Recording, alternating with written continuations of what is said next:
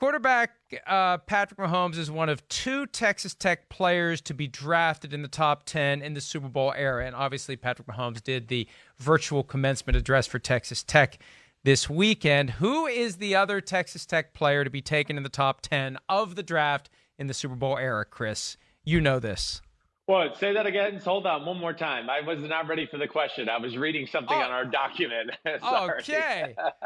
Patrick Mahomes. Yes. Hopefully the audience wasn't listening the first time either.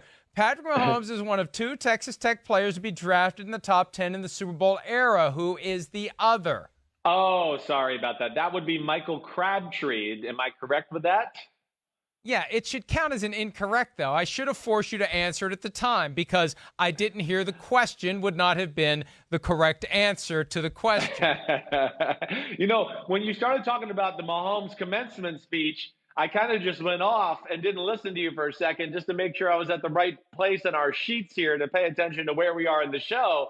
And I didn't think you were reading the question. So sorry, my bad, but I got it right.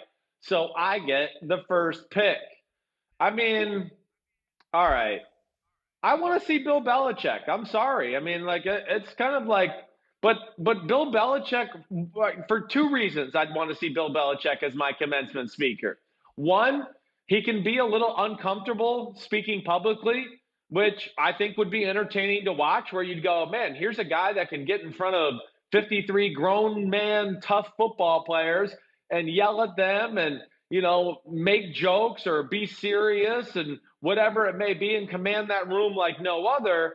But then yet get in front of some school kids and be a little bit like not in his zone and a little uncomfortable that way.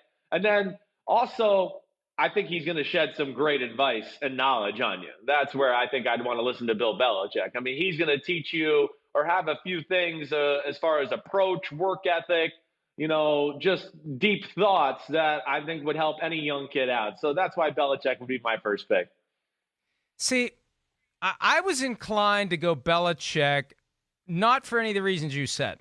I have a very, very basic rule of thumb when it comes to commencements. And I've been there, I've done that, I've sat there. And what do you typically do when you attend a commencement, right?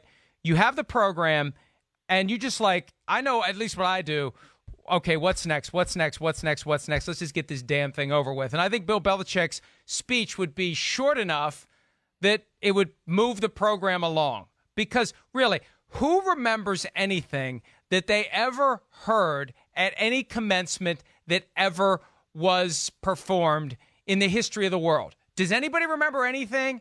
I mean, maybe if the fan man guy showed up. Remember the guy that used to crash events in the parachute? Yeah, right. Sure. Maybe something like that you would remember. And you know what? The most memorable speech would be the one where the person just says, "Thank you and good night," and walks away. So, yeah, right. I don't know. I tend to think that Bill Belichick would not have a long speech, so I would want Belichick for that reason.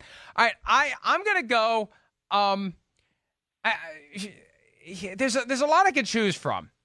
Mike Ditka was a name that popped up to me, though. And I know he's currently not in the NFL, and we've been talking about the 85 Bears a lot lately. We had him in the draft last week. But when you think about presence, when you think about somebody who is going to give you the kind of advice that he knows you need, even if you don't want to hear it, it's going to be Mike Ditka. He's going to have a cigar, right? And he's going to tell you what you need to know. And it may not be pleasant, it may not be comfortable, and it may not be short, but within that, there are going to be some very useful nuggets if you just bother to listen to what this guy is saying, because he will coach you into the spot where you need to be. So forget about all I said with Bill Belichick being short and sweet. If I'm going to sit and listen to somebody, I want to listen to Mike Ditka. All right, I'm not mad at you there. He's on my list. He'd be one of those guys that, is going to be knowledge, say some funny things, certainly, and go off the rails a little bit. So that's good. But, all right, so I made it a serious first pick. Here's a little bit of a different angle. I'm going Terry Bradshaw. I'm going similar to what you. Terry Bradshaw, you said you might learn some things with Belichick or Ditka. You probably won't learn anything with Terry Bradshaw, but you will have a great laugh. That's what I can count on with Terry Bradshaw. He will go off the rails. He is a great storyteller. He's one of the greatest personalities I've ever been around. I mean, I can't tell you how many times I've laughed with Terry Bradshaw. So, yeah, it might not be like lifelong knowledge. But if you want to remember a good commencement speech and have a laugh and say, ooh, that was enjoyable, I think Terry Bradshaw would be your guy. I'm going to stay in Pittsburgh as well on this one, and I'm influenced by recent events. I want James Harrison up there. First of all, I want to hear more about what was in the envelope. And second of all, I mean, when you talk about a presence and somebody's going to tell you something you need to hear and you better listen, it's James Harrison. So give me James Harrison round 2. Yeah, okay. It's funny because I was actually thinking about maybe going Mike Tomlin with this conversation. But I'm going to go back to He could tell us what Bill. was in the envelope. He could also tell us what was in the envelope. Well, who cares? I mean, while we're on that, who cares? No, okay? no, we don't have time. I know. Okay, fine. Save All it for right, fine. PFTOT. We don't have time. Okay, right. I'll save it for that. All right, I'm going to go with Pete Carroll. I want to see Pete Carroll chewing his gum and and moving around and dancing around the podium.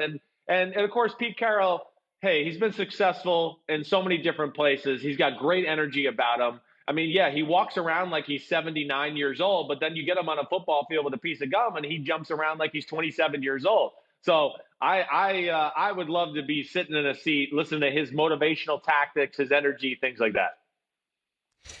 Last one for me, and I'm torn here. I'm torn between David Baker and Chris Berman. I'll go Chris Berman, even though the commencement will never end. Pack a lunch, pack a dinner, bring a sleeping bag. Once he gets that microphone, folks, he is not giving it up, but every second of it will be entertaining. He'll have a nickname for everyone in the class. I'll take Chris Berman reluctantly. And with a I almost nearby. went John Madden. I hear you there. I almost went John Madden, which I should have. I just wasn't sure, where John Madden's at as a speaker right now, being, up there in years a little bit. Hi, I'm Mike Tirico, and thanks for watching. Make sure to hit subscribe for the latest news and highlights from NBC Sports.